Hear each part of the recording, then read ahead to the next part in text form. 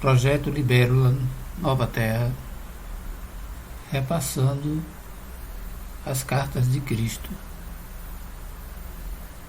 Vamos lá. Carta 2. Esta carta, mais do que lida, deve ser ponderada. Eu sou Cristo. Enquanto atuo desde as mais altas esferas da consciência criativa divina, minha influência envolve o seu mundo. Usando uma metáfora, estou tão distante em consciência do seu mundo quanto o Sol está da Terra. Entretanto, se você me chamar com sinceridade, estarei tão perto quanto for necessário para ajudá-lo. Haverá muitos que não poderão receber estas cartas. Estes ainda não estão prontos para elas.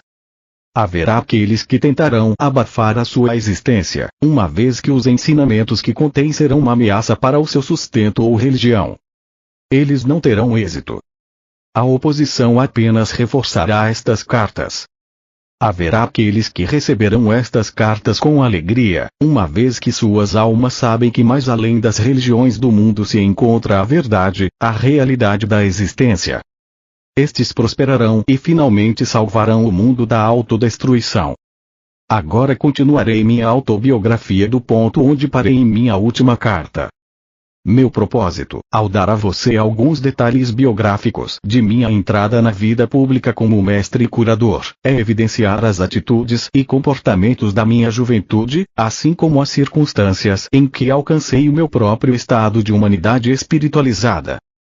É importante que você possa visualizar como era a Palestina na época em que estive na Terra e perceber claramente os conflitos internos que meus ensinamentos despertaram nas pessoas doutrinadas na crença judaica e nos ritos tradicionais. Estes conflitos são ponto central que incapacitou os evangelistas de registrar, com precisão, tudo aquilo que tentei ensinar.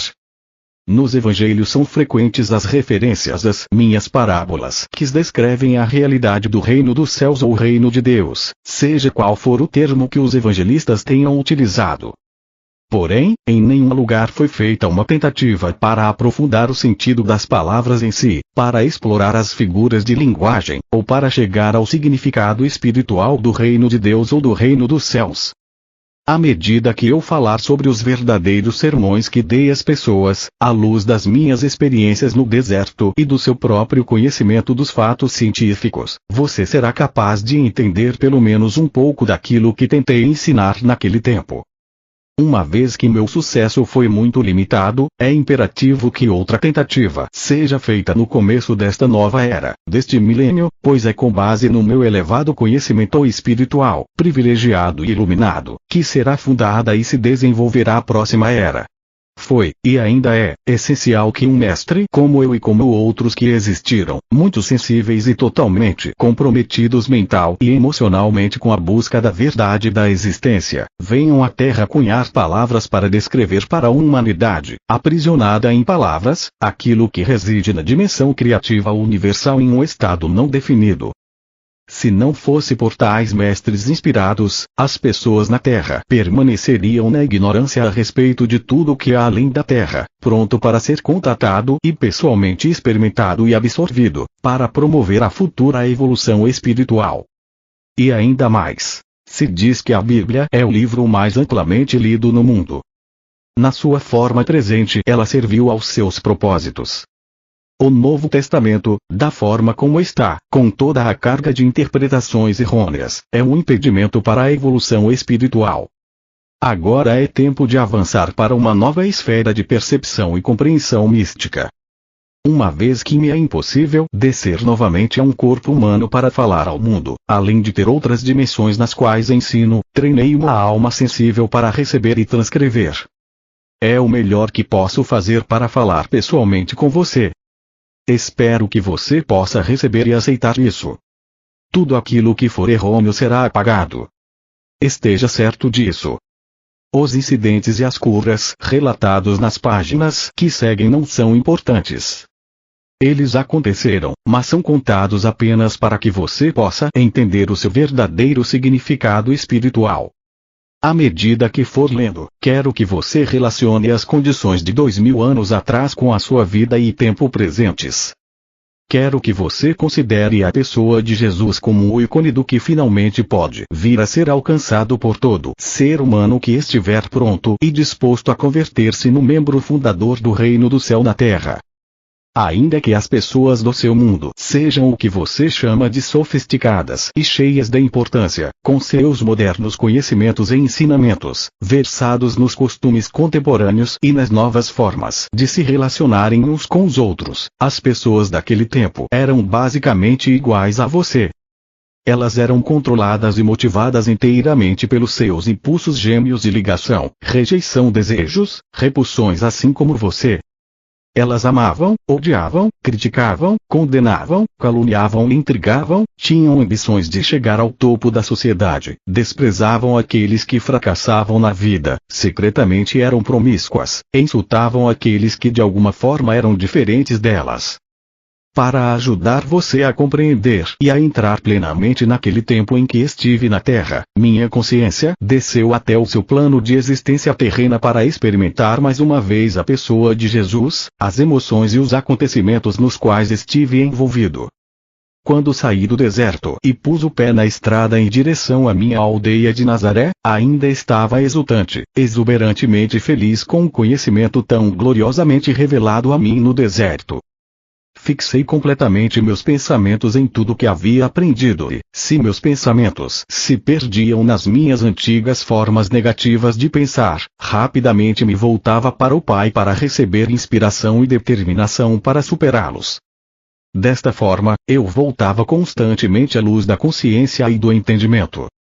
Algumas pessoas me olhavam com desconfiança, vendo minha alegria e também minha aparência suja e descuidada. Será que eu estava bêbado? Perguntavam-se. Outros me olhavam com aversão. Ao invés de reagir com raiva, como fazia no passado, eu lembrava que havia sido abençoado com visões e conhecimento que eles não podiam nem imaginar. Abençoei-os, rezei para que sua visão interior se abrisse de maneira semelhante e continuei em paz o caminho até minha casa. Entretanto, alguns aldeões olharam com compaixão para meu lamentável aspecto e correram para suas casas para buscar-me pão e mesmo vinho, para ajudar-me a continuar o caminho. Havia sempre alguém que me oferecia abrigo para a noite. O Pai Vida de fato supriu todas as minhas necessidades e me deu toda a proteção necessária. Durante todo esse tempo, eu não disse nenhuma palavra a respeito das minhas semanas no deserto. Sentia que ainda não era o momento. Por fim cheguei à minha aldeia, Nazaré, e o povo caçoou abertamente de mim, apontando o meu aspecto imundo e minha roupa rasgada. Vagabundo, preguiçoso, sujo foram algumas das palavras mais amáveis que me lançaram. Cheguei à porta de minha mãe com um sentimento de pavor, pois eu sabia que ela ficaria mais chocada do que seus vizinhos ao me ver diante dela. Magro, mostrando os ossos sob a pele, os olhos fundos, as bochechas vazias, a face queimada, os lábios rachados do sol, a barba longa e embaraçada. E a roupa? Ficaria furiosa ao ver minha roupa, sua cor original totalmente irreconhecível pelo pó do deserto e o tecido desfeito e rasgado. Subi os degraus e preparei-me para aguentar a fúria de minha mãe. Quando chamei, minha irmã veio à porta. Olhou-me boquiaberta, assustada e com os olhos arregalados e bateu-me a porta na cara. Ouvi-a correr para os fundos da casa, gritando: "Mãe, venha depressa, há um homem velho e sujo na porta." Escutei minha mãe resmungando irritada para si mesma, enquanto corria para a porta. Abriu-a de repente e ficou paralisada pelo choque. Eu sorri por um momento, ela olhou-me de cima a baixo cada vez mais horrorizada ao dar-se conta de que este homem de terrível aspecto era de fato seu filho rebelde, Jesus. Estendi minha mão para ela, dizendo: "Sei que causo pena a você, mas pode ajudar-me." Imediatamente sua expressão mudou, levando-me para dentro, trancou a porta. "Depressa", disse para minha irmã assustada. "Deixa de escândalo e põe água para ferver. Seu irmão está morto de fome. Não importa em que confusão se meteu, ele é da família. Temos que cuidar dele." Suavemente me ajudou a tirar a roupa, inclinou-me sobre um grande recipiente de água e esfregou-me até ficar limpo. Lavou-me, cortou meu cabelo e barba e cuidadosamente cobriu as feridas do meu corpo e lábios com uma pomada cicatrizante. Nenhum de nós quebrou o silêncio. Saboreei o amor que ela me demonstrou e tentei demonstrar minha gratidão como uma atitude mais doce e sensível. Depois de vestir-me uma túnica limpa, ela serviu-me uma refeição frugal de pão, leite e mel. Relutante, deu-me vinho para recuperar as forças, embora estivesse claro que ela pensava que era o vinho a grande causa de minha terrível situação. Então conduziu-me até a cama e cobriu-me. Dormi por várias horas e acordei revigorado pela luminosa manhã de sol que se via pela janela. Eu agora estava ansioso para falar com minha mãe e dizer-lhe que eu era de fato um Messias, mas não daquele tipo que imaginava o povo judeu. Eu podia salvar as pessoas das más consequências de seus pecados. Podia ajudá-las a encontrar saúde, abundância, a satisfação de suas necessidades, porque agora podia ensiná-las exatamente como havia sido criado o mundo. Assim que comecei a falar, ela começou a ficar encantada e animada. Pulou de pé e quis sair correndo para contar aos vizinhos que seu filho era realmente o Messias, deveriam ouvir a maneira como ele falava, e ele havia jejuado no deserto. Mas eu a impedi de fazer isso. Eu disse que ainda não havia contado a ela o que me fora revelado. Uma das coisas mais importantes que havia aprendido era que os judeus ortodoxos estavam completamente equivocados a respeito de suas crenças no Deus vingativo. Não havia tal coisa. Isto a deixou contrariada e desconcertada, então exclamou: como, então, Jeová vai governar o mundo e nos tornar bons e nos fazer escutar seus profetas, se não nos castigar? Agora você ficou tão importante que pode ensinar aos sumos sacerdotes o seu próprio trabalho, que foi transmitido a eles desde o tempo de Moisés. Vai trazer ainda mais vergonha para esta casa. Ela começou a chorar e disse com raiva: você em nada mudou. Somente mudaram as coisas que diz. Você só me trouxe dor. Como pude acreditar que você seria um Messias? Com suas ideias estranhas só levará nosso povo a maior tormento do que nunca. Meus irmãos a ouviram em prantos e vieram correndo, querendo colocar-me para fora de casa. Ofereci sair pacificamente, porque não queria mais alvoroço. Se essa era a forma de minha mãe reagir, eu poderia estar certo de que os demais também reagiriam da mesma forma ao que eu tinha para dizer. Percebi que precisava de paz de espírito, descanso absoluto e silêncio para colocar em ordem meus pensamentos e experiências. Teria que rezar e pedir inspiração para saber a melhor maneira de abordar os judeus com minha mensagem de boas novas. Estava certo de que o Pai Vida atenderia à minha necessidade e que eu encontraria a acomodação mais conveniente em algum lugar. Minha mãe, embora furiosa com minha atitude de grande cabeça dura, estava atormentada por seus sentimentos de amor e compaixão por mim, devido ao estado deplorável em que me encontrava. Ela rejeitou tudo que eu parecia representar, a rebeldia, o desprezo pela religião judaica, as atitudes contestadoras em relação à autoridade, meu caráter voluntarioso e arrogante. Mas ela ainda me amava e estava profundamente preocupada por me ver envolvido em problemas tão grandes quanto jamais havia pensado ser possível. Ela chamou a atenção de meus irmãos, dizendo que calassem a barulhenta discussão e virou-se para mim. Pode ficar aqui até que esteja melhor, disse ela. Talvez enquanto estiver por aqui, eu possa trazer bom senso para você. Posso dizer que se sair às ruas falando da forma como o fez comigo, terminará em uma situação ainda pior do que agora. Pessoas boas vão cuspir e jogar seu lixo podre sobre você. Você é uma desgraça para esta família. Apesar de toda a sua raiva, ri e agradeci, beijando-a calorosamente. Fiquei contente, sabendo muito bem que, por trás de toda essa raiva, ela estava profundamente preocupada comigo. Alimentou-me bem e confeccionou-me boas roupas novas. Agradeci por tudo que ela fez para melhorar minha aparência, porque sabia que para mover-me livremente entre os ricos e pobres deveria estar com roupas decentes e adequadas. Às vezes havia escassez de alimentos em casa. Recorrendo ao poder do pai, eu a reabastecia sem dizer nada. Ela também não disse nada. Eu sabia que ela se perguntava, com tristeza, se além de todos os meus péssimos hábitos eu agora também era ladrão. Então me pegou com um pão recém-saído do forno nas mãos. Ela sabia que eu não havia saído de casa para comprá-lo e também que o forno não havia sido usado naquele dia. Não me disse nada, mas me olhou de forma reflexiva. Eu pude ver então as suas atitudes mudarem. Ela já não estava mais tão certa de si. Ela começava a questionar a sua própria atitude em relação a mim e também a verdade acerca das minhas afirmações. O que realmente aconteceu com ele no deserto? Como ele poderia fazer um pão sem usar o fogo, a farinha e o fermento? O que isso significa? É ele o Messias. Então meu irmão feriu sua mão. Ele sentiu muita dor quando o ferimento infeccionou. Permitiu-me colocar minhas mãos em sua ferida e fazer uma oração em silêncio. Eu podia ver que ele sentia o fluxo do poder entrando em sua mão, porque ele me olhou de forma estranha. A dor foi embora, disse brevemente. Estava mal-humorado quando se afastou. E eu sabia que ainda que tivesse sentido alívio da dor, não havia gostado de que eu fosse capaz de ajudá-lo. Senti seu ciúme. Minha irmã havia queimado sua mão e outro irmão muitas vezes se queixava de fortes dores de cabeça. Fui capaz de curar os dois. Meus irmãos começaram a caçoar a respeito dos meus poderes mágicos.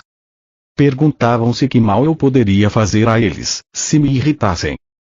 A tensão em casa aumentou e senti a tristeza de minha mãe, que ansiava pela paz no lar. Mas ela viu mudanças em meu comportamento e sentiu-se reconfortada.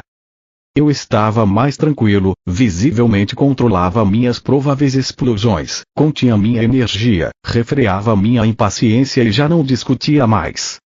Tornei-me mais atencioso, ouvindo suas queixas de mulher, ajudando-a em casa, consertando os móveis quebrados, caminhando pelas colinas até fazendas distantes para encontrar as frutas e verduras que ela queria. Cheguei a amá-la com ternura e compaixão, como uma mãe deve ser amada. Um dia ela se aventurou a perguntar-me: "Você ainda acredita que Jeová seja um mito?" Jó disse que, se Jeová retirasse sua respiração, toda a carne viria abaixo. Este é o Jeová que vi e em quem acredito. Ninguém viu a Jeová? Disse ela com firmeza.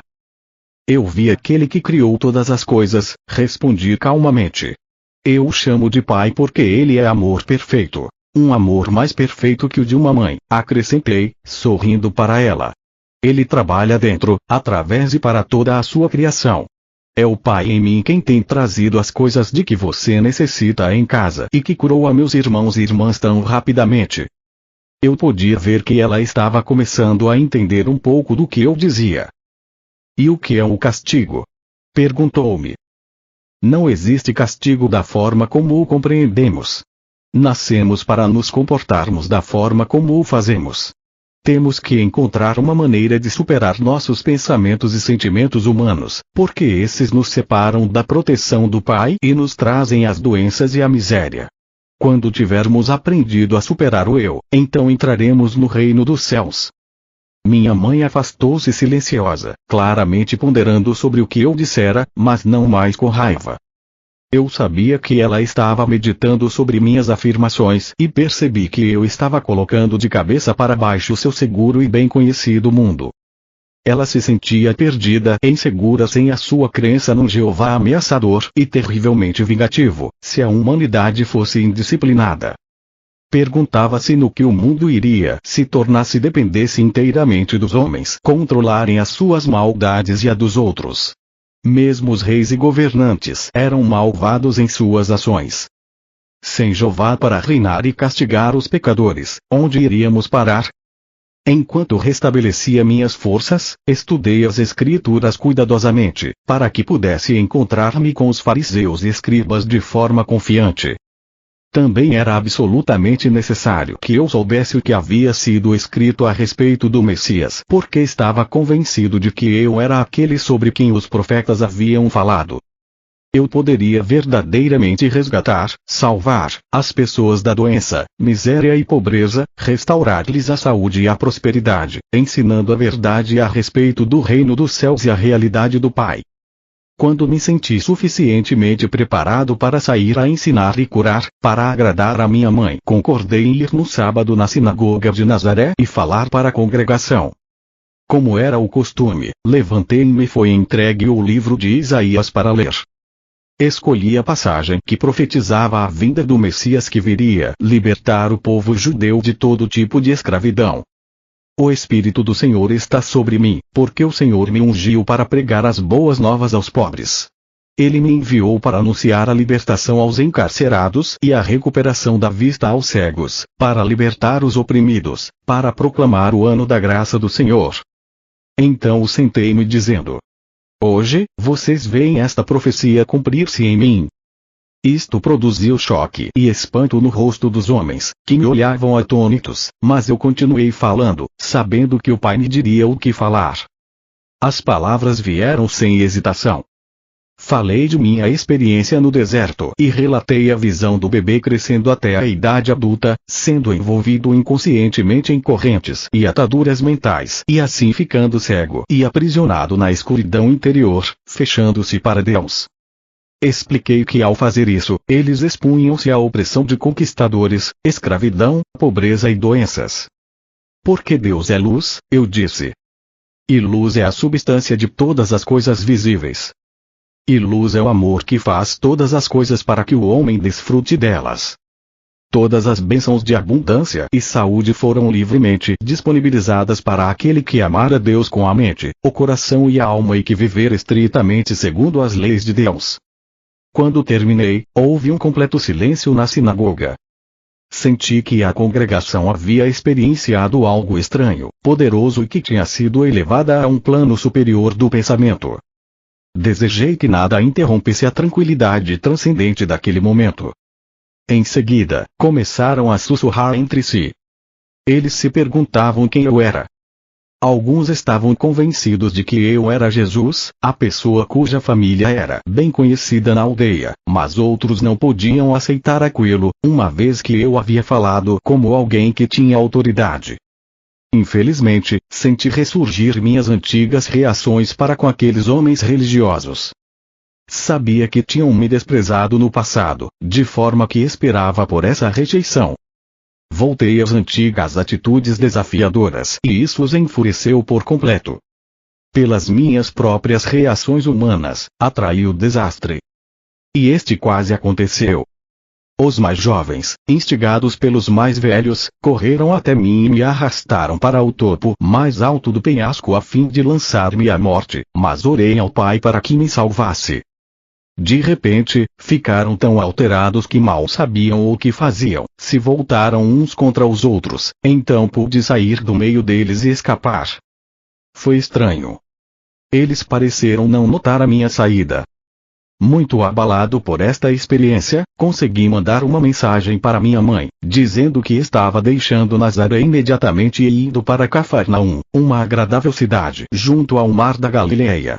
A princípio, pensei em juntar-me a antigos conhecidos, mas senti intuitivamente que isso não seria o correto a fazer. De modo que durante todo o caminho, e ao entrar na cidade, pedi orientação e ajuda ao Pai para encontrar acomodações. Eu não tinha dinheiro e não pediria esmola. Ao caminhar pela rua, uma mulher de meia idade veio em minha direção. Ela carregava pesados cestos e seu rosto estava triste. Parecia ter chorado. No impulso abordei-a perguntando onde poderia encontrar alojamento. Ela disse brevemente que normalmente me ofereceria uma cama, mas que estava com seu filho muito doente em casa. Também disse que tinha ido comprar algumas provisões para alimentar os consoladores que haviam se reunido para chorar a morte iminente de seu filho. Meu coração se afligiu por ela, mas também se alegrou. Prontamente tinha sido dirigido para alguém que eu poderia ajudar. Expressei minha simpatia e ofereci-me para carregar suas cestas até a casa. Ela me olhou por um momento, perguntando-se quem eu poderia ser, mas aparentemente ficou satisfeita com minha aparência e conduta. No caminho, disse-lhe que talvez eu pudesse ajudar seu filho. Você é médico? Perguntou-me. Respondi que não havia recebido formação médica, mas que poderia ajudá-lo. Ao chegar em sua casa, de pedra, grande e bem construída, o que indicava boa situação social e prosperidade, levou-me até seu marido dizendo: Este homem diz que pode ajudar nosso filho. Melancólico, o homem inclinou a cabeça e não disse nada.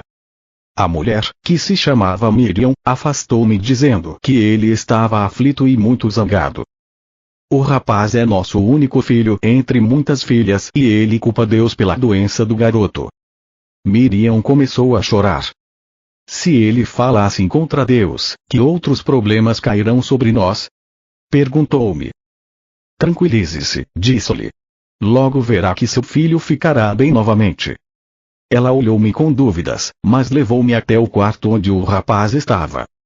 Fazia calor e o ambiente estava sufocante, cheio de gente, bem intencionada e triste, conversando.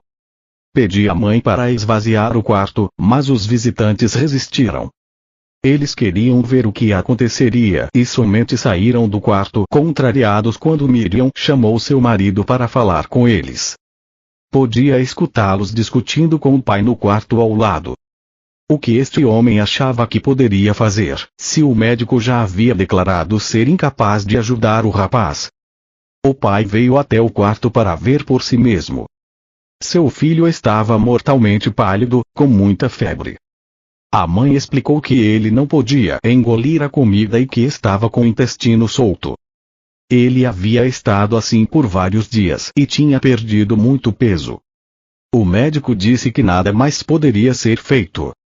Ele provavelmente morreria. Coloquei as mãos sobre a cabeça do rapaz e rezei sabendo, e silenciosamente, dando graças com todo o coração, que o Pai Vida fluiria pelas minhas mãos para dentro de seu corpo. Desta forma o trabalho de cura se realizaria. Senti um calor extremo e um formigamento em minhas mãos e o poder vertendo para seu frágil corpo. Fui inundado por uma alegre gratidão. Como era grandioso e maravilhoso o Pai Vida, quando liberado para fazer o seu trabalho natural de cura. Sua mãe e seu pai, olhando ansiosos para ver o que aconteceria a seguir, seguravam a mão um do outro e observavam com muita atenção. Quando eles viram a cor do seu filho mudar, do branco para um rubor mais sadio, exclamaram com espanto e alegria. Depois de algum tempo, o rapaz levantou seu olhar para mim, dizendo claramente: Agradeço, estou bem melhor agora. Estou faminto e quero algo para comer. Sua mãe riu de felicidade e o abraçou apertado, mas estava um pouco apreensiva. Não posso dar comida a você, filho meu. O médico ficaria zangado. Ela havia sido avisada para não dar comida a ele, somente água. Eu sorri e disse: Ele está curado. Pode dar pão e vinho a ele, que não fará mal. Seu pai, Zedequias, estava maravilhado de alegria e gratidão. Depois de abraçar o seu amado filho, voltou-se para mim e apertou minhas mãos calorosamente. Ficou dando tapinhas em meus ombros enquanto balançava sua cabeça, incapaz de falar devido às lágrimas que escorriam por sua face. Quando ele finalmente se recompôs, entrou no salão e falou às pessoas que lá estavam. Meu filho, quase morto, recuperou a plenitude da vida novamente. Suas palavras foram recebidas com gritos de alegria, entusiasmo, incredulidade, questionamentos, risadas e felicitações. A mãe do rapaz ficou parada, com um sorriso estampado na face. Depois disso, não foi mais necessário buscar por acomodações.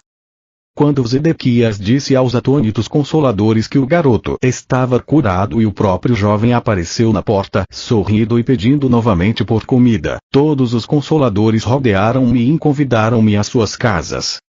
No entanto, preferi ficar com o pai do garoto, que agora dizia estar cheio de perguntas a fazer-me. Ele esperava que eu pudesse respondê-las. Depois de colocar o vinho e a comida sobre a mesa, todos foram convidados a comer até saciarem-se. Zedequias sentou-se e formulou sua primeira pergunta. Ele disse: Você fez algo que nenhum sacerdote ou médico poderia fazer. A cura vem somente de Deus.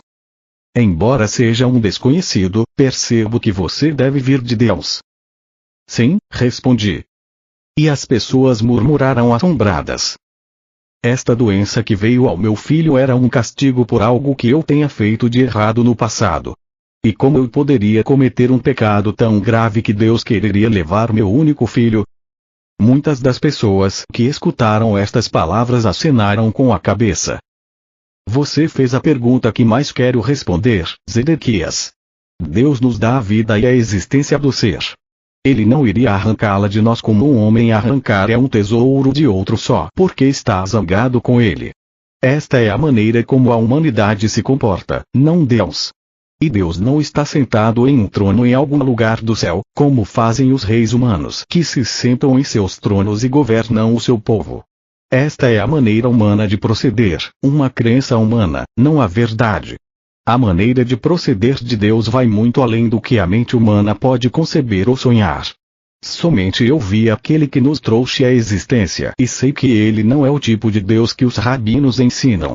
Vi que ele é o perfeito amor, e por esta razão eu prefiro falar do Pai, pois eu vi que ele trabalha dentro de cada ser vivo, mantendo-o num bom estado de saúde, assim como um pai humano trabalha para manter seus filhos bem alimentados, vestidos e protegidos dentro do abrigo de um lar. Eu vi dentro de todas as coisas do mundo. Como pode ser isso? Perguntou um homem duvidando. Não é possível para um ser individual, de qualquer tipo, estar em todos os lugares ao mesmo tempo. Mas o ar está em todo lugar ainda que não se possa ver. No entanto, sabemos, sem dúvida alguma, que ele é muito real e muito importante para a nossa existência. Se o ar não existisse e não pudéssemos respirá-lo, morreríamos.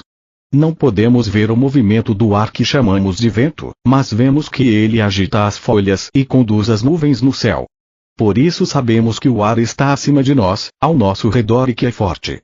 E agora pergunto, qual é a parte mais real e mais valiosa do homem, seu corpo ou sua mente? Alguns respondiam que era o seu corpo, caso contrário não teriam lugar na terra, não poderiam trabalhar, não poderiam ser vistos, não seriam conhecidos.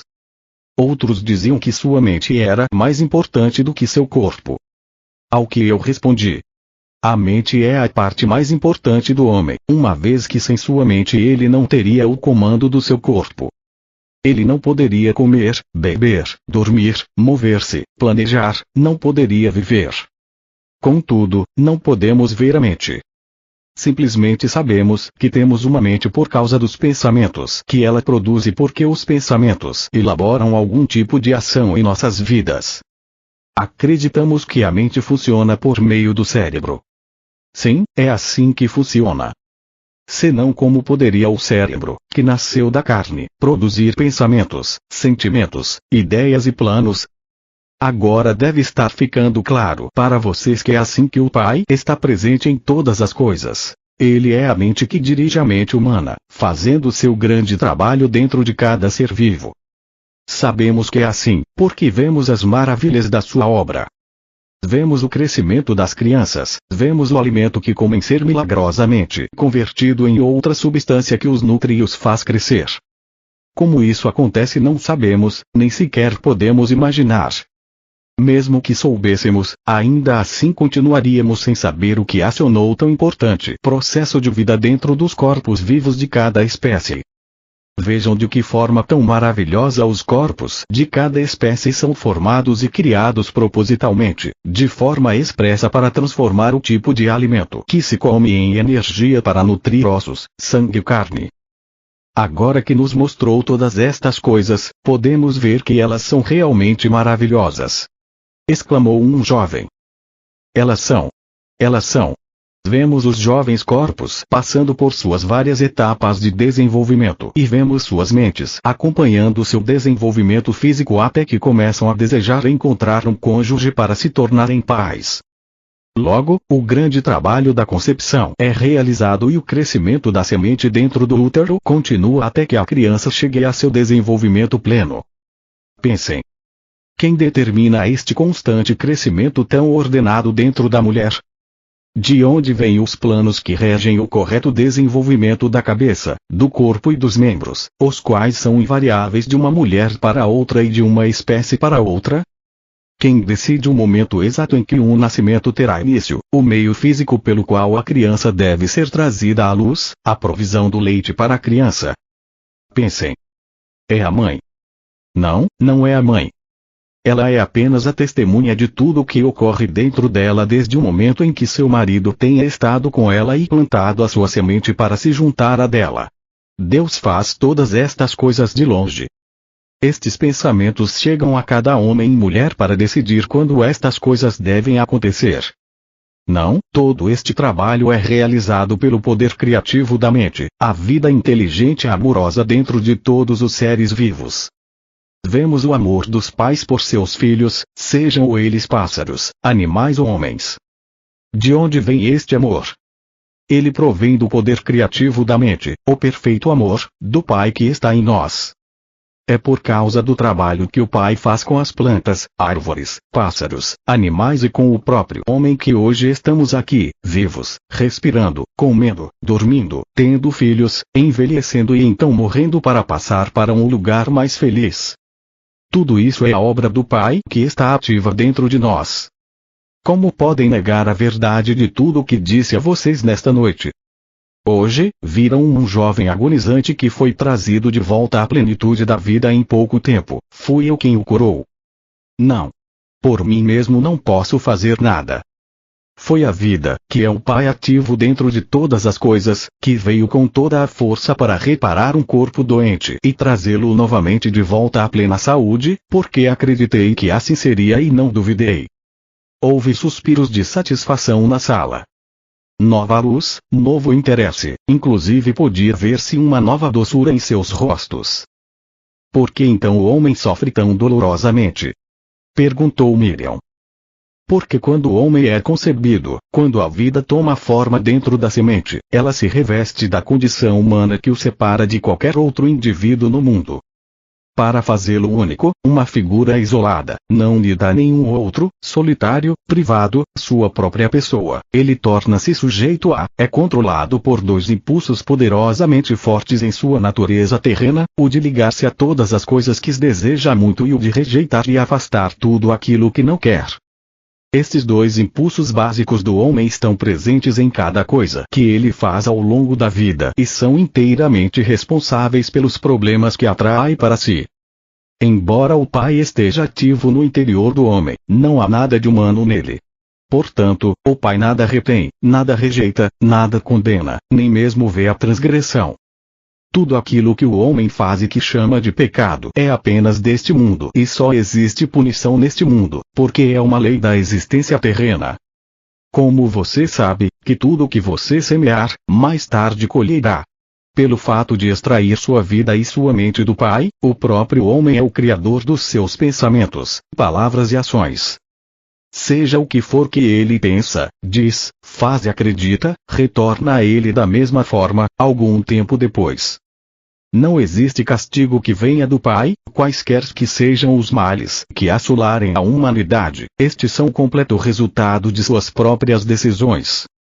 As pessoas murmuravam que este era um ensinamento totalmente novo e que fazia mais sentido do que tudo o que havia sido ensinado a eles antes. Várias vozes me incitavam a contar mais. Eu digo a vocês, em mim vocês viram a vida ativa sob a forma de cura.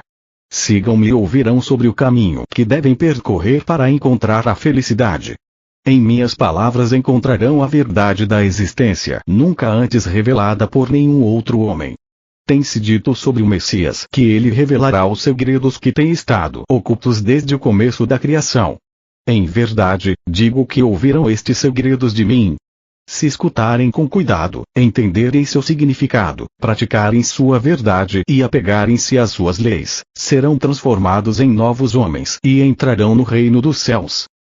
As pessoas ficaram em silêncio por um momento e então houve um clamor de conversa animada, mas Zedequias levantou-se e disse que era hora da família descansar. Seu filho precisava dormir e sua esposa e filhas também estavam exaustas de tanto chorar. ficou combinado que na manhã seguinte eu iria até o porto e as pessoas doentes seriam trazidas até mim. Desta forma, fui capaz de empreender minha missão e tudo foi rapidamente arranjado da melhor forma possível. Parecia que se eu não efetuasse as curas, não haveria interesse nem aceitação de tudo o que eu havia dito. As curas demonstravam a verdade de tudo o que eu havia ensinado e meus ensinamentos explicariam as razões pelas quais eu era capaz de trazer do Pai, para eles, a cura. Quando acordei na manhã seguinte, sentia felicidade viva em mim, com a expectativa das coisas maravilhosas que estavam por vir. Depois de tomar o desjejum, saí com Zedequias para o porto da cidade, com meu coração iluminado de amor por todos os que passavam por mim. Eu os cumprimentava calorosamente, dizendo a eles que tinha boas novas para todos aqueles que quisessem escutá-las. Quando chegamos ao dique, encontrei homens, mulheres e crianças sentados no chão, esperando por minha chegada. Alguns estenderam suas mãos, implorando. Pareciam muito mal.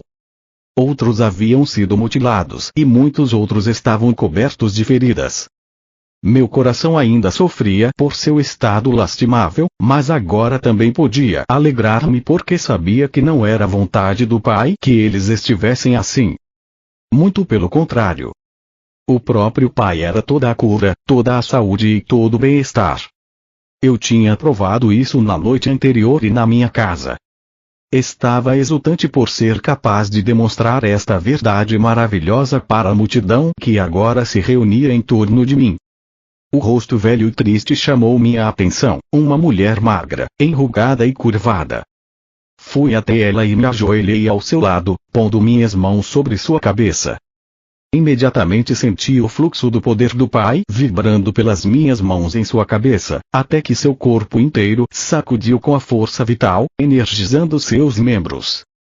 As pessoas, ao verem isso, ficaram atônitas, perguntando o que eu poderia estar fazendo com ela, mas outros acalmaram suas objeções. Gradualmente seus membros começaram a soltar-se, a alongar-se e a endireitar-se. Seu rosto tornou-se vivo pela alegria de voltar a sentir sua força. Ajudei-a a se levantar e então ficou de pé por si mesma com todo o orgulho.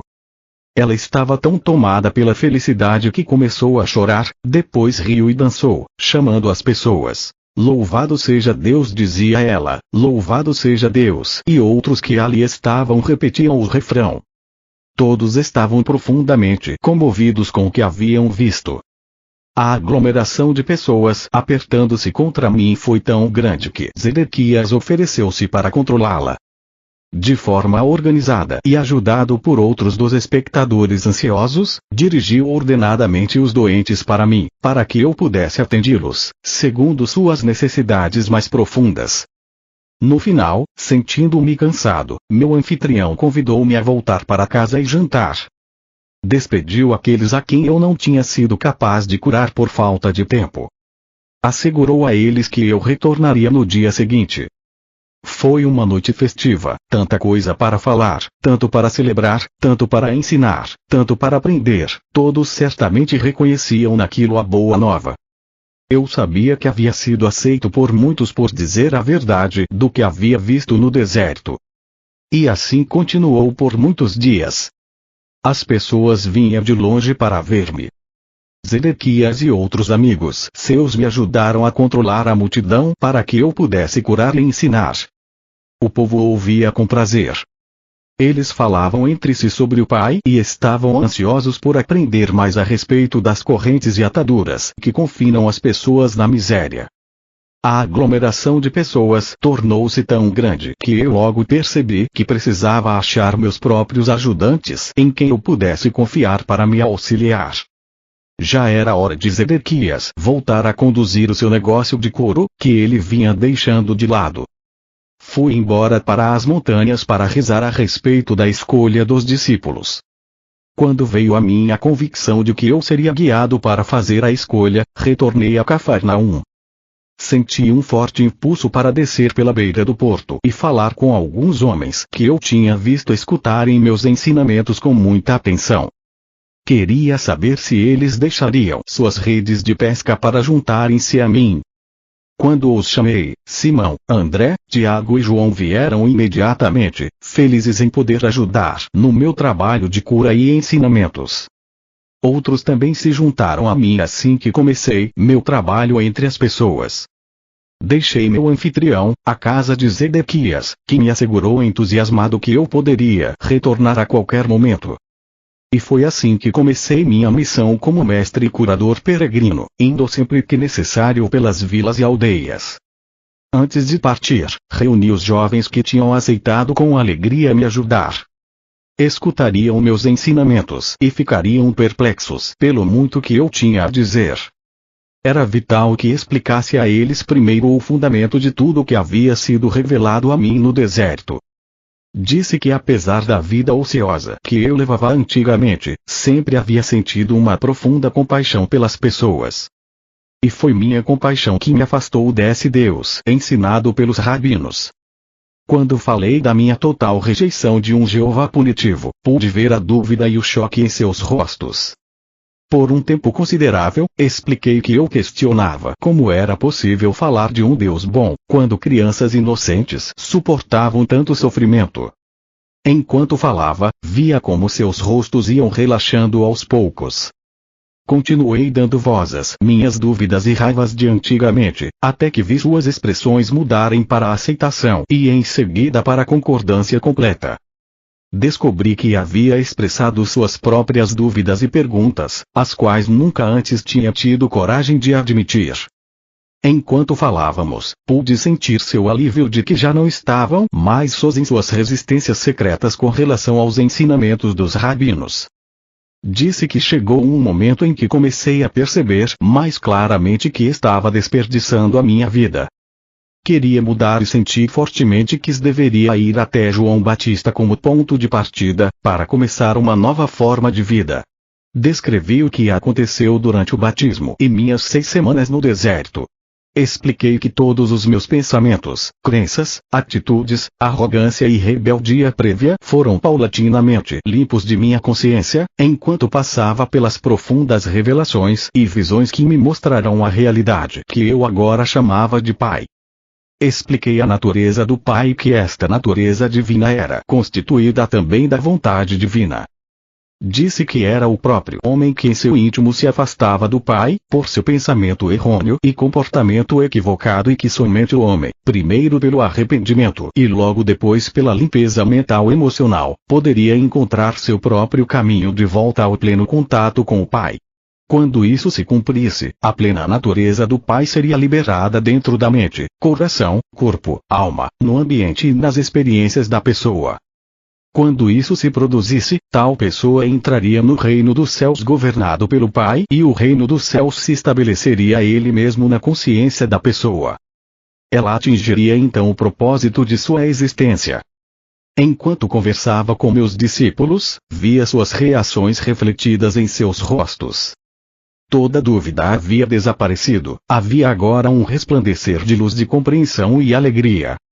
Esses jovens tornaram-se fiéis, entusiastas e exclamaram: "Estas sim são boas novas."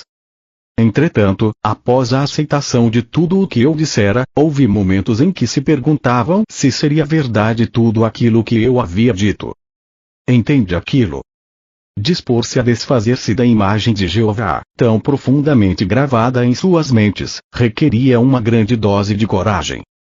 Havia momentos em que falavam entre si e questionavam quem era este homem que pretendia tais maravilhas. E se viessem comigo e afinal eu fosse realmente um mensageiro de Satanás? Eles seriam severamente castigados por Jeová? Eles tinham muito a perder, sua posição na sociedade como jovens, homens sóbrios e trabalhadores, sua reputação como comerciantes e artesãos, a perda de suas rendas e o maior obstáculo de todos, a provável ira e rejeição de suas famílias. O que eles receberiam em troca? Disse então que eu não podia fazer nenhuma promessa terrena por sua ajuda na propagação do Evangelho da Boa Nova. Eu não tinha dúvida alguma de que, onde quer que fôssemos, receberíamos alimento e refúgio e que seríamos muito bem acolhidos pelas pessoas. Somente poderia prometer a verdade de que o Pai conhecia as suas necessidades e que elas seriam satisfeitas e que os manteria com saúde. Poderia também prometer que, se eles se voltassem para o Pai, e confiassem no Pai a cada passo do caminho, seriam tão felizes como nunca haviam sido antes. Experimentariam o reino dos céus por eles mesmos, na medida em que deixassem de lado as exigências do eu e se pusessem a serviço dos outros. Seriam testemunhas de curas e estas aumentaria a sua fé e daria a eles coragem para suportar quaisquer incômodos da jornada. E assim começamos nossa missão para espalhar a boa nova do Evangelho do Reino. Enviei à minha frente esses jovens para as cidades que iríamos visitar. Ao chegarem, diziam às pessoas da cidade que se juntassem para escutar a boa nova do Reino dos Céus. As pessoas ficavam surpresas e queriam saber mais, mas os discípulos pediam que fossem buscar seus amigos e vizinhos.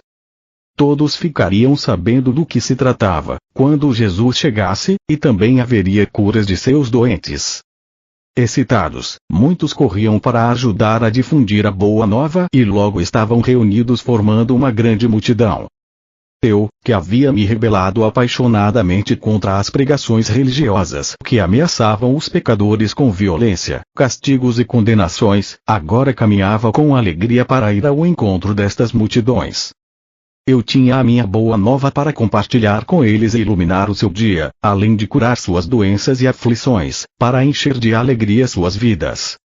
Antes eu circulava entre as pessoas egoisticamente e com as mãos vazias, aceitando a sua boa vontade, e às vezes generosidade, com pouca gratidão. Agora eu vinha com uma abundância de possibilidades vivificantes para todos aqueles que estavam dispostos a ouvir minhas palavras e tomar medidas para melhorar a sua qualidade de vida. Quero que você, que está lendo estas páginas, compreenda plenamente minha posição naquele tempo, meu estado de consciência depois de minha iluminação no deserto e a pessoa que eu apresentava aos meus conterrâneos como Jesus. Foram feitas tantas conjecturas a meu respeito que devo contar a verdade a vocês. Nasci para ter um bom físico quando amadurecesse, fortes traços aquilinos, uma inteligência notável e uma facilidade para a mímica e o riso. Mas como muitos de vocês hoje, não cuidei dos meus talentos terrenos. Na hora de ir para o deserto, meu rosto e minhas maneiras eram o que se poderia descrever como abaixo do que deveriam ser. Embora eu tivesse começado a examinar-me e a rebelar-me contra o que havia me tornado, meu intelecto tinha sofrido pelo mau uso que eu fizera dele, constantemente me envolvendo em discussões e discordâncias sobre religião e cedendo a discursos irreverentes. Eu fazia as pessoas rir. Eu era amado pelos homens e mulheres com quem me misturava, mas eles certamente não me respeitavam. Por isso o espanto daqueles que me conheciam quando falei na sinagoga em Nazaré. Enquanto minha mãe cuidou de minha saúde, eu fiz poderoso uso do conhecimento e da iluminação que me foram dados no deserto. Isso me fez voltar a ser o homem que estava destinado a ser. Quando comecei minha missão, estava inteiramente consciente de que eu era o único com o supremo conhecimento dos segredos da criação e da existência em si. Portanto, podia dizer com perfeita confiança: ninguém além de mim viu o Pai. Eu sabia que tudo em que os homens sinceramente acreditavam era falso, irreal. Sabia que eu havia sido especialmente moldado e projetado pelo Pai para esta missão. Eu havia sido abençoado abundantemente com a energia física, a vitalidade para falar e a capacidade de conceber parábolas significativas para transmitir a mensagem com sucesso e de uma forma que nunca seria esquecida. Além disso, eu compreendia os meus companheiros muito bem, devido à longa associação que tinha com eles.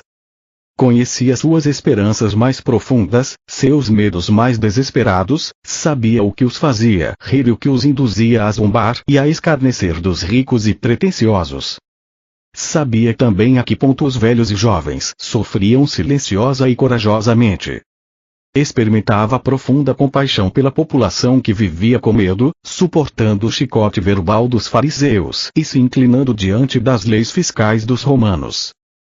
sabia como seu orgulhoso espírito judeu havia sido ferido pelos gentios conquistadores, a quem foram obrigados a honrar com cumprimentos verbais, de mão e de joelho, mas a quem desprezavam por trás das portas fechadas. Conhecia e compreendia completamente a vida e o pensamento do povo. Eu já havia pensado seus pensamentos, sentido seus ressentimentos, sofrido suas ansiedades em tempos de privações e me sentido impotente nas garras do governo romano. E agora sabia que nada desse sofrimento era realmente necessário. Conhecendo, como eu conhecia, a realidade da existência, a realidade do Deus universal, eu podia claramente perceber a insensatez das autoridades judias, que impunham sobre a população uma penosa forma de vida que era completamente errônea e em total contradição com a verdade do ser. Esta situação me causava profunda irritação. Em consequência, sabia que havia sido perfeitamente moldado e afinado para tornar-me instrumento purificado da ação divina na Palestina, dirigido por minha paixão pela verdade e compaixão pelo próximo. Por isso eu me chamei Filho do Homem, porque sabia exatamente o que a humanidade enfrentava em sua vida cotidiana. Além disso, eu tinha plena confiança de que poderia alcançar meu objetivo de levar a verdade às pessoas e assim ser instrumento de mudança na qualidade de suas vidas. Por este motivo, ainda que eu soubesse desde o início de minha missão que haveria um preço a pagar por tudo o que me propus a fazer, virar de ponta cabeça e pelo avesso o mundo conhecido dos judeus, estava preparado para enfrentar e passar por isso. Não poderia escapar, porque amava as pessoas com o amor do Pai que fluía do meu coração e ser. Pois o Pai amor é a essência do dar, dando-se Ele mesmo no ser e existência visíveis, no crescimento, proteção, nutrição, cura e satisfação de todas as necessidades da criação tornada visível. Eu sabia que era o presente de salvação do Pai para as pessoas, para o mundo, e, não, como eles supuseram e ensinaram durante séculos, a salvação do castigo imposto aos pecadores por um Deus irado, mas para salvar as pessoas da repetição diária dos mesmos enganos do pensamento errôneo, pensamento esse que criou seus infortúnios, pobreza, doença e miséria. Porque amava tão profundamente a raça humana, eu estava preparado para ensinar e curar, desafiando os sacerdotes judeus. Estava disposto a morrer na cruz pelo que verdadeiramente tinha visto no deserto, conhecia com todo o meu coração e queria compartilhar até a última gota de minha capacidade para fazê-lo. Esta é a verdade sobre a minha crucificação e todo o resto que você ouviu são suposições humanas decorrentes da prática judaica de oferecer sacrifícios no templo. Eu era um presente do Pai para a humanidade, para ajudá-la a superar sua ignorância das leis da existência e a encontrar o verdadeiro caminho da vida, que conduz à alegria, à abundância e à perfeita plenitude do reino dos céus. Estas eram as percepções, os desejos, as intenções, os objetivos e os pensamentos que levava em minha mente e coração. Esta era a roupagem mental emocional terrena que cobria minha consciência espiritual oculta na cabeça e figura de Jesus. Esta era a minha consciência espiritual, canalizada nos pensamentos e sentimentos que me impulsionaram a empreender uma jornada de 3 anos, para levar às pessoas aquilo que eu acreditava plenamente ser o resgate final de sua própria forma cega de pensar e sentir, a qual criava suas próprias vidas turbulentas. Eu verdadeiramente acreditava que, se pudesse demonstrar às pessoas tudo aquilo que me havia sido dado a compreender, perceberiam sua loucura anterior e se esforçariam por mudar sua forma de pensar e colocar o pé na direção do caminho da vida que conduz ao reino dos céus. Para este fim, eu estava disposto a dar minha vida. Por causa da interpretação errônea atribuída à minha missão pelos mestres judeus, minha verdadeira mensagem foi distorcida até não ser mais reconhecida. O propósito destas cartas é o de trazer às pessoas desta nova era verdade sobre o que eu realmente falei para as multidões na Palestina. Portanto, voltando ao relato daquela época, deixe-me retroceder a um dia especial que deu frutos entre meus ouvintes e que produziu uma impressão duradoura nas mentes de meus discípulos. Assim, para mim também esse foi um dia especialmente significativo. Eu me distanciei por um tempo da pressão das pessoas, indo às colinas rezar e meditar, buscando recarregar minhas baterias espirituais, fazendo uma profunda, forte e mais poderosa conexão com o Pai dentro de mim. Esta conexão era tão rapidamente obscurecida no interior de minha consciência, quando estava ocupado entre as multidões, que eu estava exausto. Chegando à caverna que utilizava quando me encontrava naquela área, puxei um pedaço de pano que ficava escondido sob uma pedra e me deitei para dormir. Ao invés de dormir, no entanto, senti imediatamente o fluxo da vida divina, o Pai, e o cansaço foi dissolvido enquanto meu corpo era carregado com o poder que é a fonte criativa de todo o ser. Fui elevado em consciência no interior de uma luz dourada e, enquanto viajava para o alto dessa luz, ela subitamente mudou para o mais puro branco e eu soube que, em consciência, estava nos portais do equilíbrio, que é o eterno, o universal, a dimensão infinita que está além de toda a concepção da mente humana. Observei a luz, mas eu não fazia parte dela, nem ela estava poderosamente dentro de mim, uma vez que esta era a dimensão Deus do vazio, dando forma do equilíbrio universal. Mas ela se comunicava comigo e infundia-me com seu brilhante amor. Isso mais uma vez gravou em mim que ela era o processo criativo, aperfeiçoador, curador amor que governa toda a existência. Sabia que onde quer que houvesse necessidade, haveria satisfação, como o constante fluir das águas que enchem um lago. Onde reinava a miséria, haveria alegria porque era a natureza do universal mover-se para o interior de cada coisa viva que tem necessidades, para trazer satisfação e alegria. Eu sabia que, onde não houvesse crescimento, surgiriam as circunstâncias para promover o crescimento. Eu sabia que, onde houvesse um sentimento de fracasso, desafios seriam providenciados para estimular as pessoas ao sucesso e à autoconfiança. Eu vi que este trabalho amoroso constantemente iniciado pelo Pai na vida das pessoas sobrecarregadas pode não ser reconhecido como um presente de amor pelas pessoas que o recebem. Elas podem estar tão afundadas em sua apatia, sentimentos de fracasso e na crença de que nada de bom lhes acontece, que não conseguem ver outra coisa em suas vidas além de suas próprias crenças e sentimentos. Consequentemente, ficam enraizadas no inferno criado por elas, para elas mesmas. Não havia necessidade de sentir pena de ninguém. A única necessidade era ter um coração compassivo e a determinação de levar-lhe a verdade para curar sua ignorância.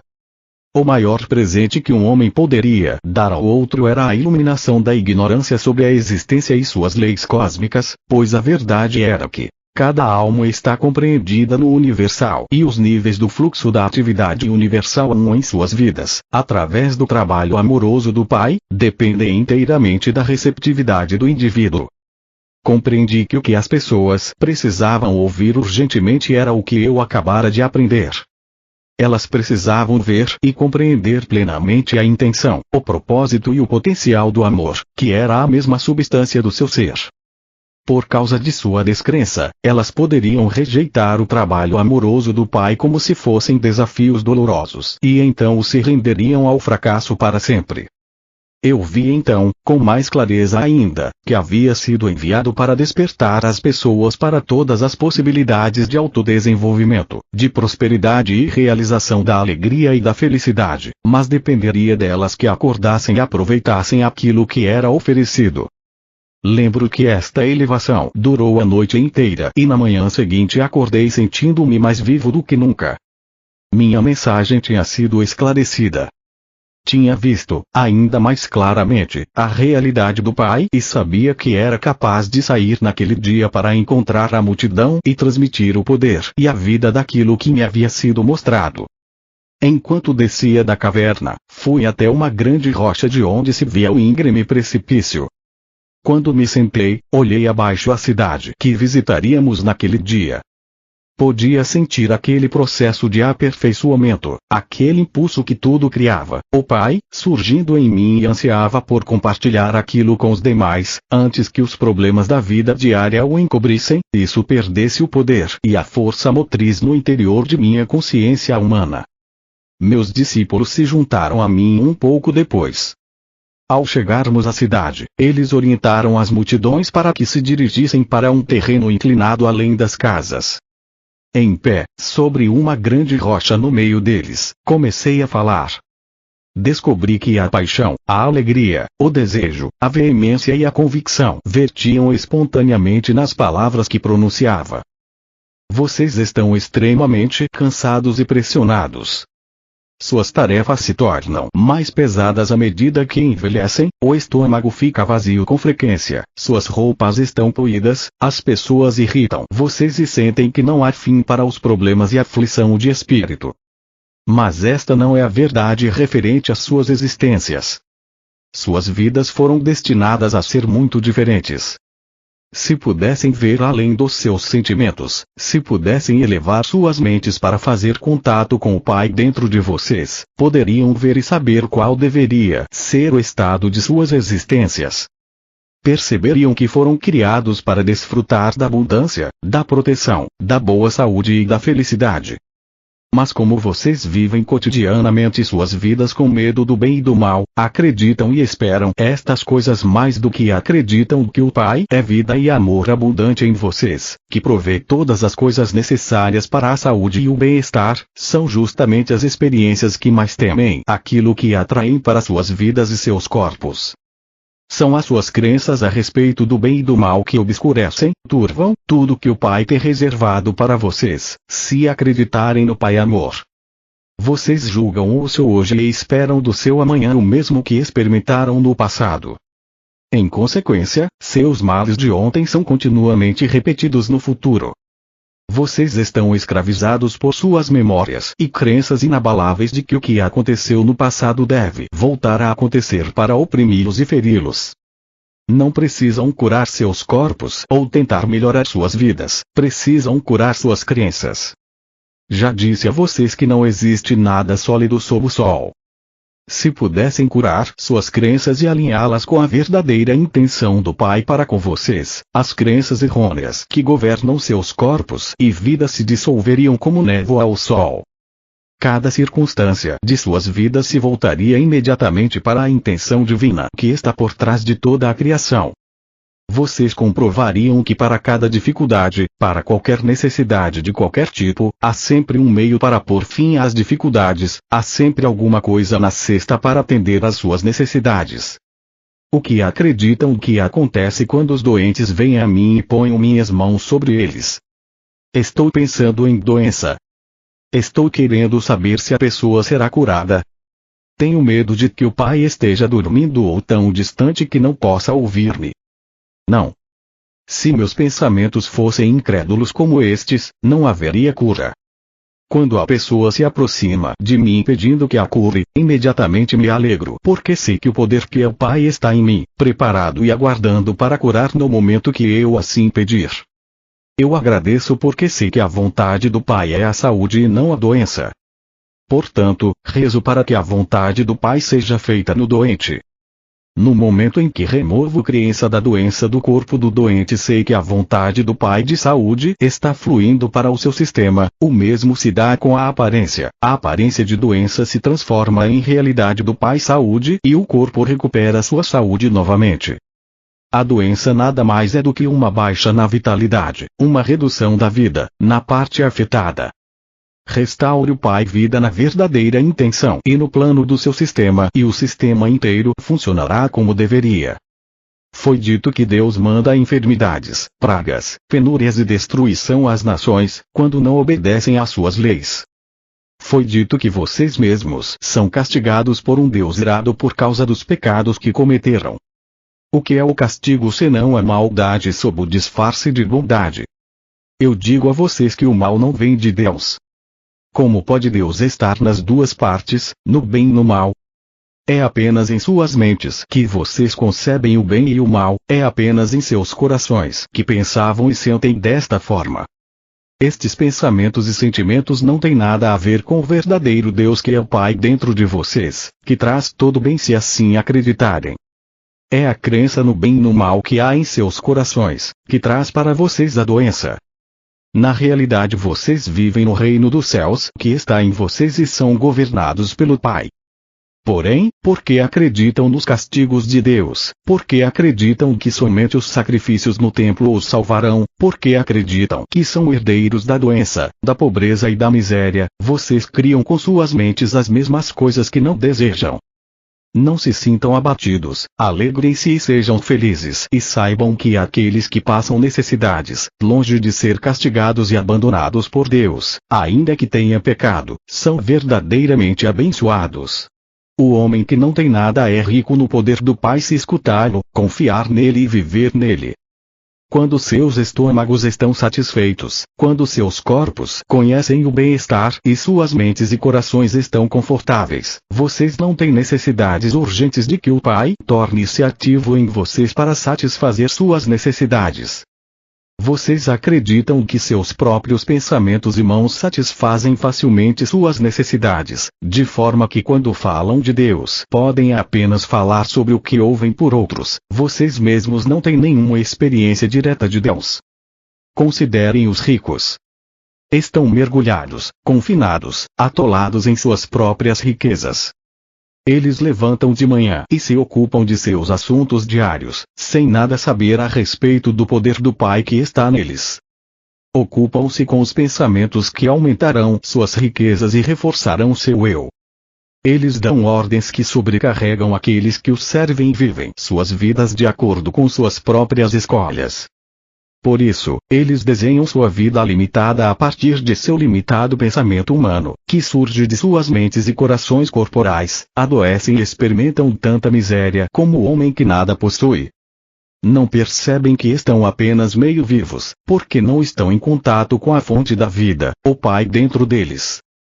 Tampouco eles veem que muitas das coisas boas que surgem em suas vidas não são de sua própria invenção, mas sim do trabalho amoroso do Pai escondido neles. Os líderes religiosos estão à vontade em suas próprias e confortáveis posições de autoridade. Eles não têm necessidade de nada além de suas próprias satisfações físicas.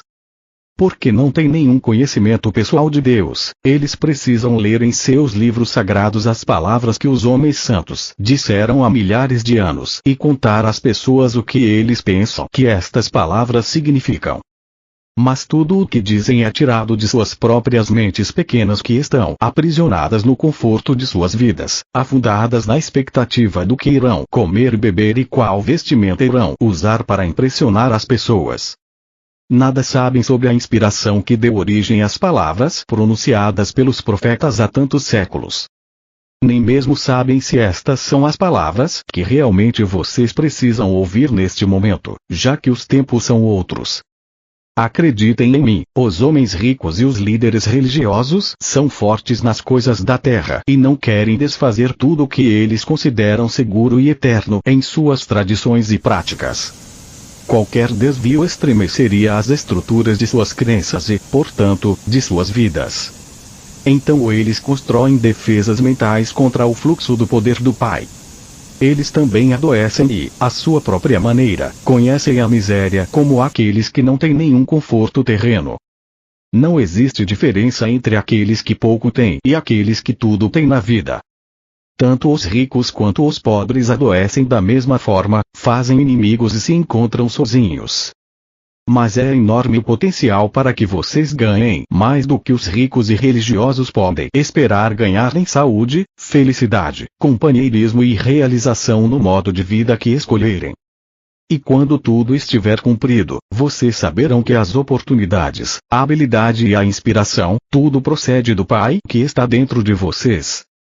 Saberão que nunca poderiam ter feito tais coisas se não tivessem pedido ao Pai que está em vocês para ajudá-los a utilizar todos os seus talentos, para colocar comida em abundância em suas despensas e roupas nos seus corpos e felicidade uma boa vida para seus filhos. Todas estas coisas o Pai fará por vocês, se assim o pedirem, se acreditarem, se souberem, e lembrarem sempre, que é a natureza do Pai criar e então prover abundantemente para toda a sua criação. Assim como vocês não iriam deliberadamente privar seus filhos das coisas que eles precisam, assim o Pai nunca os privará propositadamente de tudo aquilo que necessitam para uma vida feliz. Se vocês são pobres é porque ainda não compreenderam a natureza do Pai, nem tampouco entenderam que devem trabalhar com o Pai para cobrir suas próprias necessidades. Devem aproveitar imediatamente as oportunidades divinas que lhes são apresentadas para ajudá-los a avançar. Se eu pudesse mostrar e fazê-los ver e acreditar que, quando se lamentam, sua tristeza é conhecida do Pai. Se voltassem para o Pai e observassem o trabalho que o Pai Amor está fazendo para vocês, com o tempo sua tristeza se converteria em alegria e encontrariam um consolo além de qualquer coisa que imaginassem possível. Vocês são abençoados se estão famintos e com sede, porque o Pai conhece suas necessidades. Em breve estas necessidades seriam saciadas se parassem de se lamuriar e começassem a rezar para o Pai pedindo, acreditando que iriam receber. Como podem acreditar que para comer e estar bem vestido é preciso primeiro ir ao templo e oferecer um sacrifício queimando as próprias criaturas vivas do Pai, para que elas paguem por seus pecados? Não conseguem ver que os seres vivos que vocês queimam foram criados para desfrutar da vida, tanto quanto vocês. Eles foram criados para ser uma bênção e ser abençoados na terra, assim como vocês, pois esta é a natureza do Pai Amor que se revela em sua criação. Se lembrarem que aquilo em que realmente se acredita é aquilo que se recebe, não percebem que esta crença judaica de sacrifício de seres vivos no templo vai trazer apenas miséria. Acreditem em castigo e castigo é o que receberão. Acreditem na morte e destruição como sendo o caminho certo para chegar a Deus, e isso é o que experimentarão: matança e destruição. Se estão com fome e com sede, é porque estão se afastando do Pai que habita em vocês. Ao se entregarem aos temíveis pensamentos, anseios e sentimentos de desesperança, vocês estão criando as mesmas condições que desejam corrigir. Estão fazendo todas estas coisas ruins contra si mesmos. Por conseguinte, vocês são ainda mais bem-aventurados, quando estão com fome e sede de bondade e do contato com o Pai que habita em vocês, porque então certamente serão saciados 100 de vezes. Bem-aventurados são quando os atacam e roubam, porque quando permanecerem em perfeita confiança verão Deus em ação e a libertação acontecendo. Bem-aventurados são quando estão envolvidos em conflito e ainda assim podem ser compassivos com o próximo e ser os pacificadores. Levam no coração o amor que vem do Pai e realmente são filhos do Pai. Bem-aventurados são quando, mesmo sendo profundamente injustiçados, ainda assim podem perdoar e demonstrar misericórdia, abstendo-se de buscar justiça ou perseguir a quem os tenha insultado. Coloquem-se diretamente em sintonia com o amor que é Deus ativo em vocês e da mesma forma serão poupados nos momentos de dificuldade. Os mais abençoados de todos são os puros de coração, porque estes se livraram de toda raiva, ódio, vingança, maldade, inveja e dureza de coração, e estão diante do mundo como o amor feito visível. Eles vão conhecer a realidade chamada Deus e saberão que a realidade é o Pai dentro deles. Como posso ajudá-los a ver esta grande verdade? Como posso ajudá-los a ver a realidade do reino dos céus, o reino de Deus? Vocês não têm que ficar olhando para o céu, porque não é lá onde verão a atividade do Pai de forma tão clara que, sem dúvida alguma, reforçará a sua fé. É aqui, onde através dos séculos as pessoas têm cometido o grande erro de olhar para os seus sonhos e imaginação, criando por si mesmos um Jeová que não existe. Não encontrarão o Pai acima de vocês, em algum lugar do céu. O Pai não está em nenhum lugar especial, mas em todo lugar ao redor em tudo. Vocês podem ver a maravilhosa atividade do Pai. Olhem em volta para as coisas que crescem, o trigo, a grama, as flores, as árvores e os pássaros. Em cada coisa viva, verão o misterioso e maravilhoso trabalho do Pai em incessante atividade. É aqui que o Pai está no perfeito controle. Podem ver que há lei e ordem perfeitas, crescimento, desenvolvimento e finalmente a colheita para abençoar o homem, os animais e os pássaros. Considere a maneira com que um homem, depois de terminar de lavrar os seus campos, espalha as sementes sobre a terra e as cobre novamente. Ele arruma suas ferramentas e vai para casa satisfeito pois, afinal, se chover suficientemente, haverá comida para alimentar os seus filhos. Por muitos dias ele dorme e acorda e não faz nada mais pela sua plantação, mas quando volta a visitá-la verá verdes folhas saindo da terra.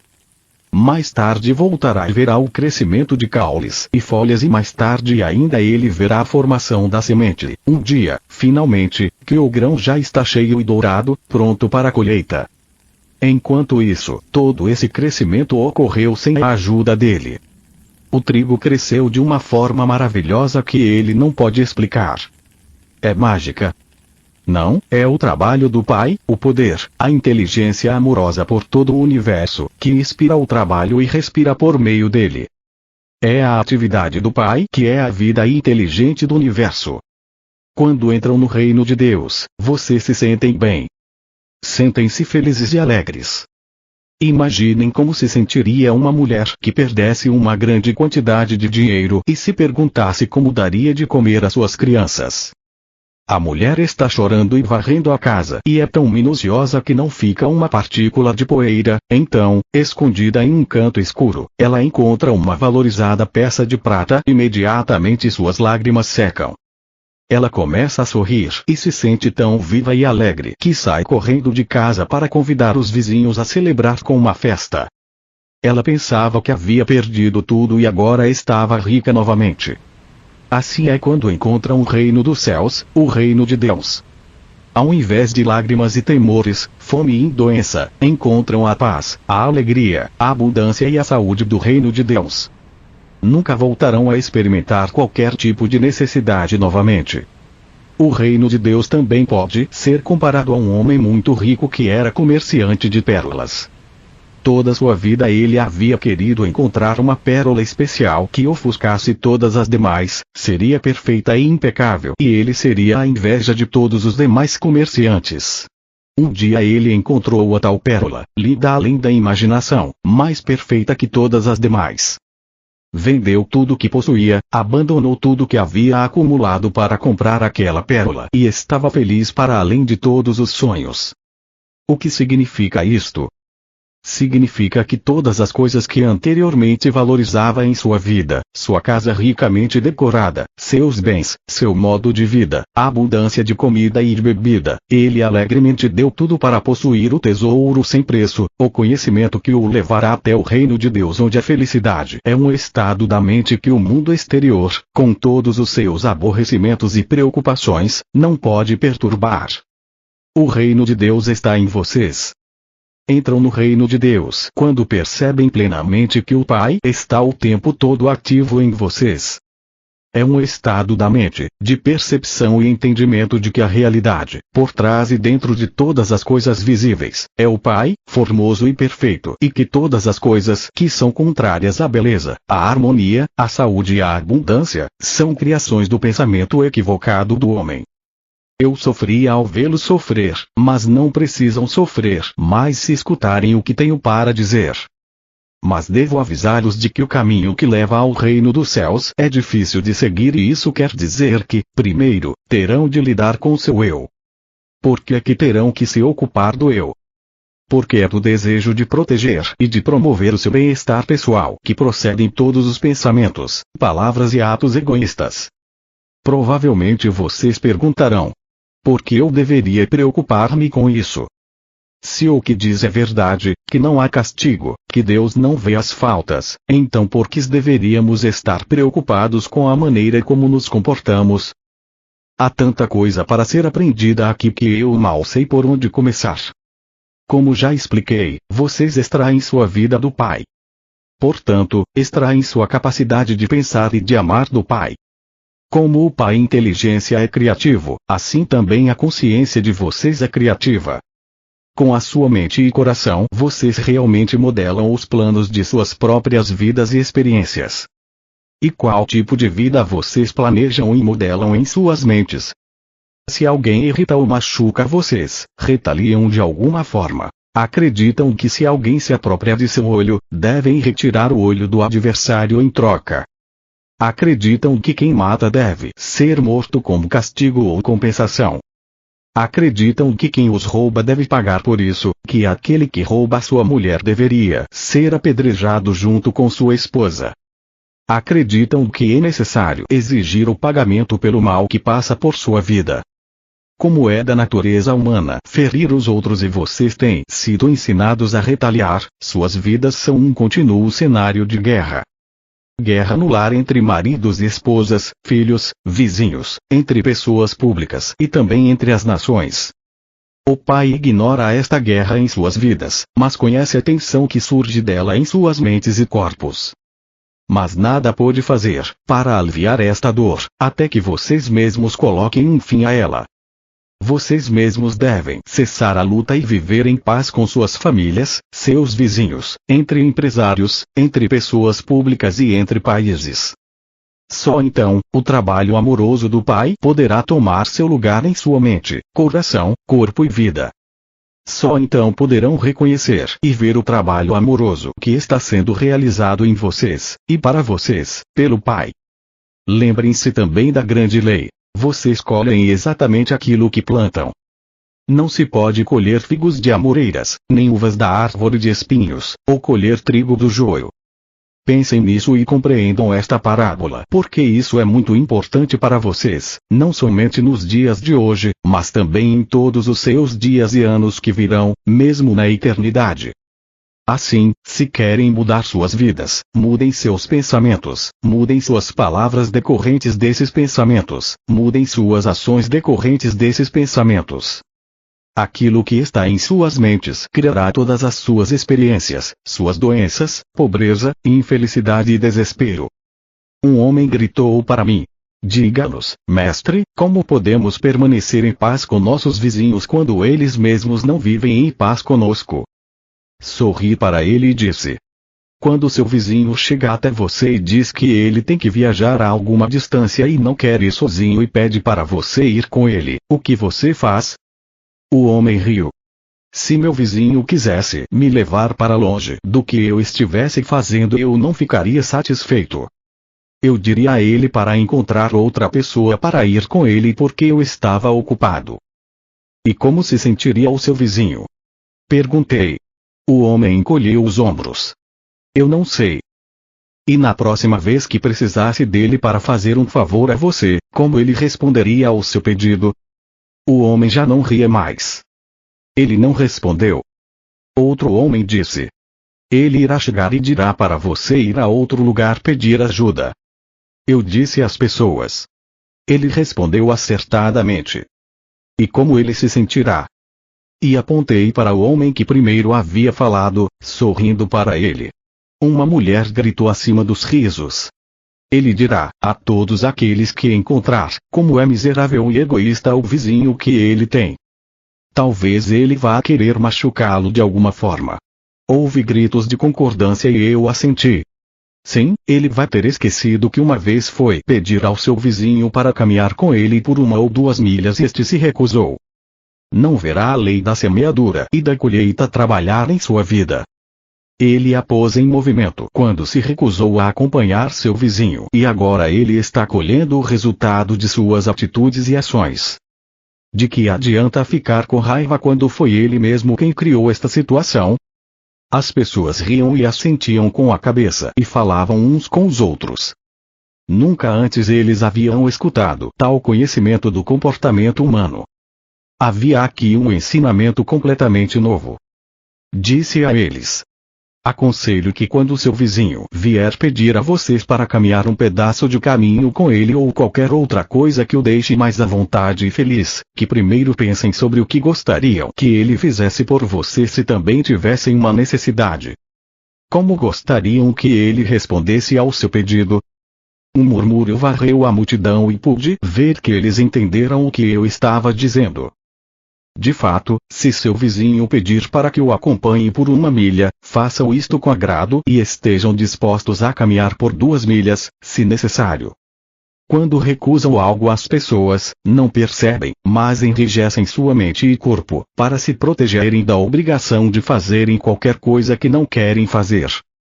Colocam em tensão sua mente e corpo e o Pai também é tensionado e não pode fazer seu trabalho amoroso dentro de vocês e é deste enrijecimento que surge a doença.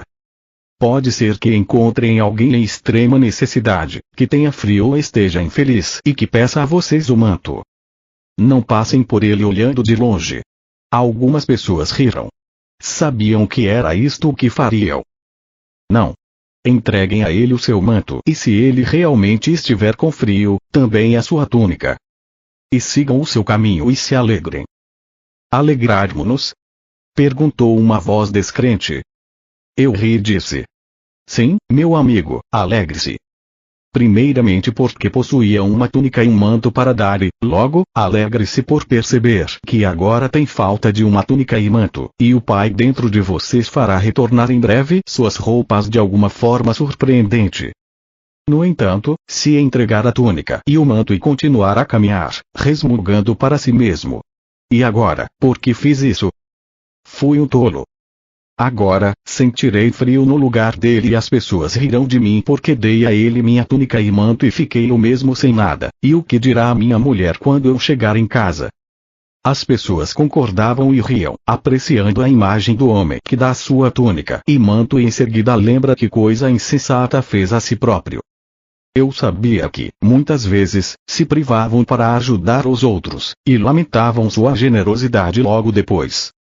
Esperei por um momento e então falei em voz alta para conseguir plena atenção de todos.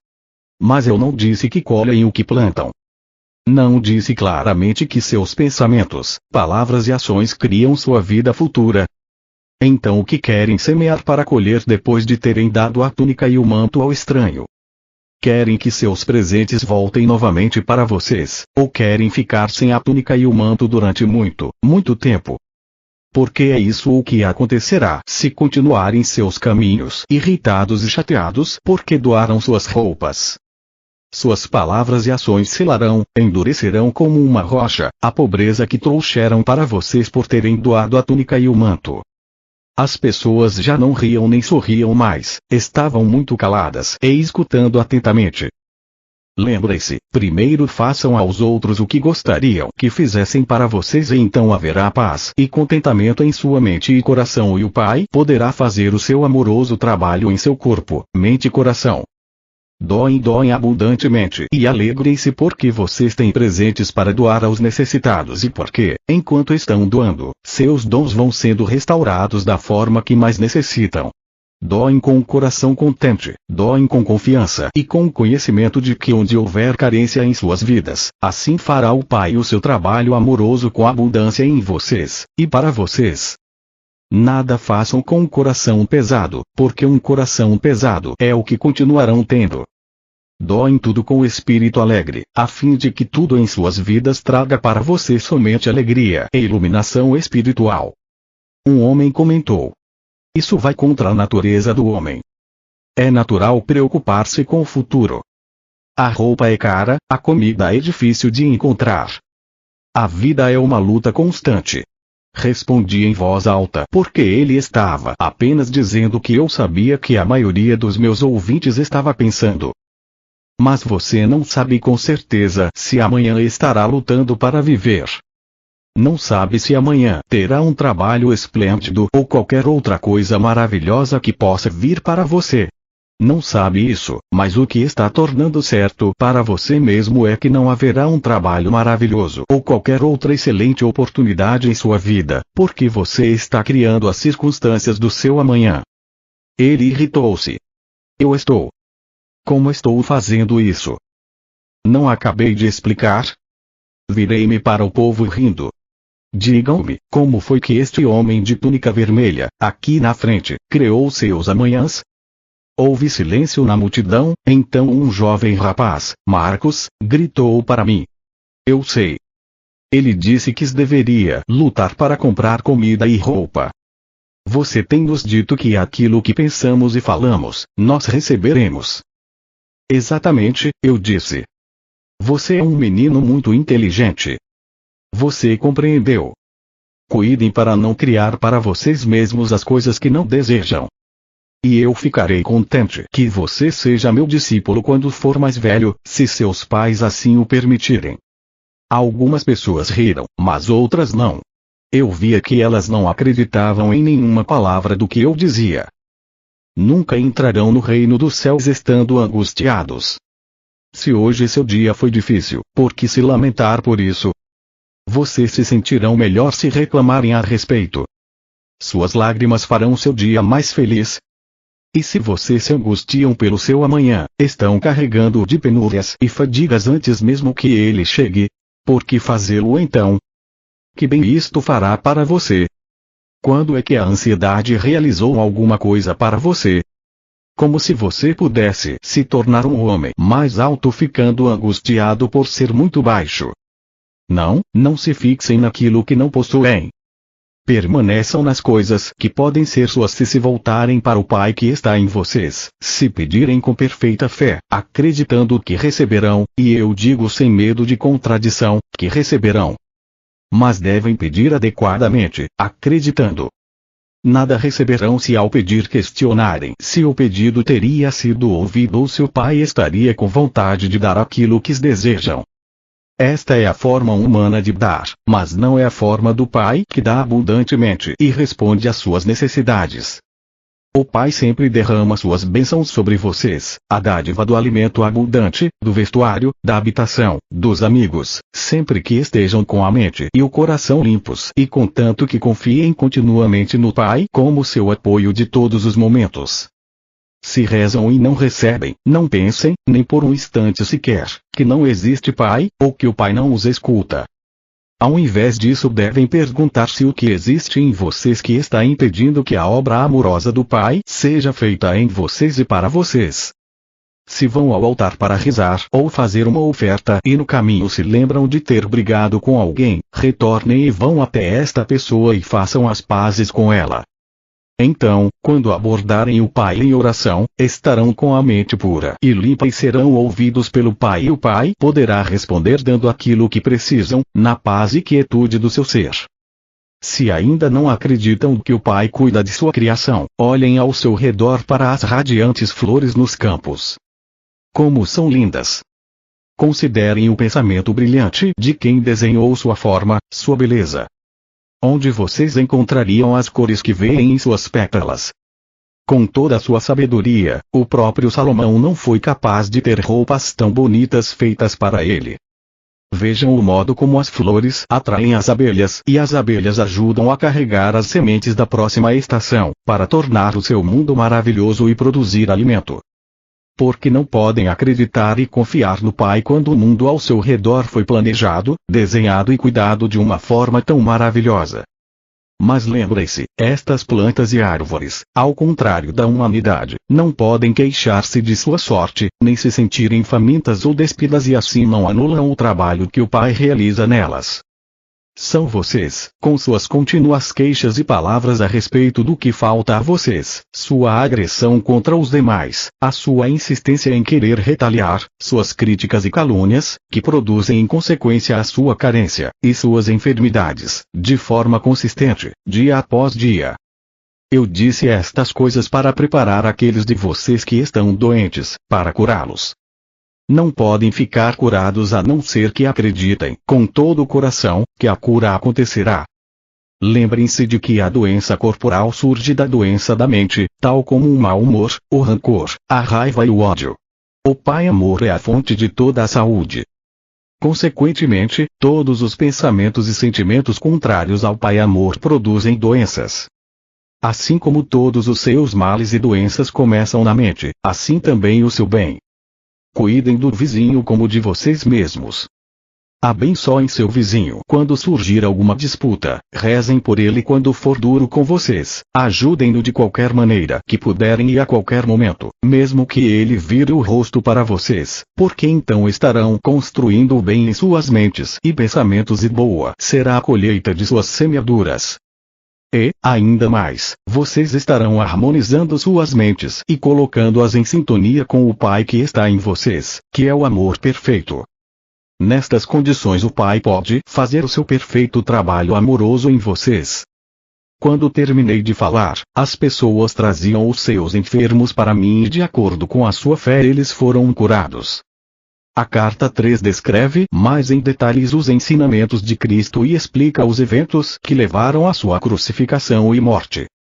Ele descreve em termos comoventes sua última ceia com os discípulos, quando se viu sozinho em espírito, porque os seus discípulos recusaram-se a acreditar, até o último momento, que ele seria crucificado. Repetidamente ele foi mal interpretado, e percebeu mais uma vez que pouco havia conseguido ensinar a qualquer pessoa durante seus 3 anos de trabalho missionário. Ele estava feliz por ir embora.